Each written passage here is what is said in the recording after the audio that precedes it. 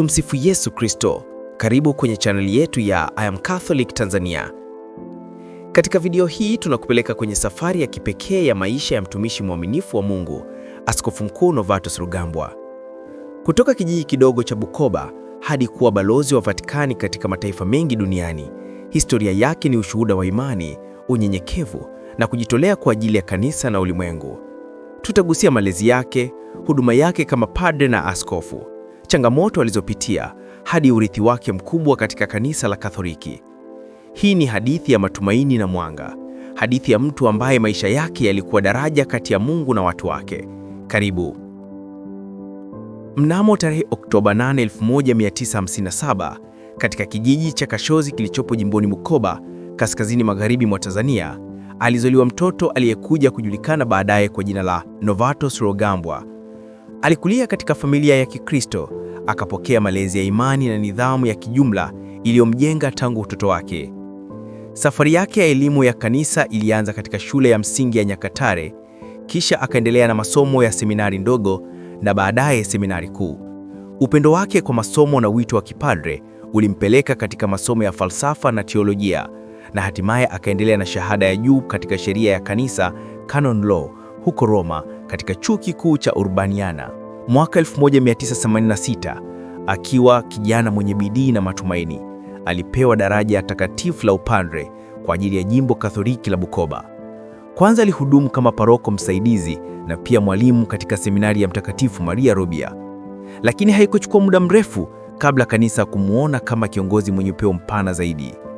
Mnamo 1 Julai 1991, Padre Rugambwa aliingia rasmi katika utumishi wa kidiplomasia wa Vatikani. Hapo ndipo maisha yake yakachukua mkondo mpya. Sasa hakuwa tu mchungaji wa parokia, bali balozi wa kanisa la kiulimwengu, akisimama kati ya mataifa na Vatikani.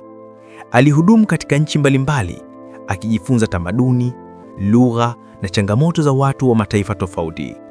Mwaka 2010, Papa Benedikti 16 alimteua kuwa askofu mkuu na balozi wa Vatikani, Apostolic Nuncio, nchini Angola na Sao Tome and Principe. Baada ya hapo, aliendelea na majukumu kama balozi wa Vatikani Honduras 2015 na baadaye New Zealand pamoja na visiwa vingi vya Pasifiki 2019-2024. Popote alipopelekwa, alijulikana kwa unyenyekevu, ukaribu wake na watu na bidii ya kutetea wahamiaji na wasafiri, kundi ambalo mara nyingi linasaulika. Safari yake haikuwa bila majaribu. Mwaka 2023, akiwa bado katika utumishi, alipata stroke iliyomweka hospitalini kwa muda mrefu. Hali hiyo ya afya ilimlazimu kuachishwa majukumu yake ya kidiplomasia mnamo Julai 2024. Hata ikiwa katika udhaifu wa mwili, moyo wake uliendelea kuwa wa huduma. Hatimaye tarehe 16 Septemba 2025, akiwa Roma, Askofu Mkuu Novatus Rugambwa alitua safari yake ya duniani. Aliacha alama kubwa si tu kwa Watanzania wenzake, bali pia kwa kanisa la kiulimwengu.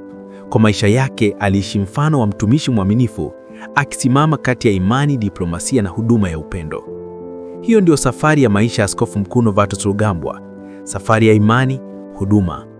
Urithi wake unatuacha na somo moja kubwa: kuwa waaminifu katika wito wako popote Mungu anakutuma. Tunakushukuru kwa kutazama video hii. Ikiwa umependezwa, tafadhali like, share na kusubscribe kwenye channel yetu ya I Am Catholic Tanzania ili kuendelea kupata mafundisho zaidi ya imani, historia ya kanisa na maisha ya watakatifu. Tumsifu Yesu Kristo. Milele amina.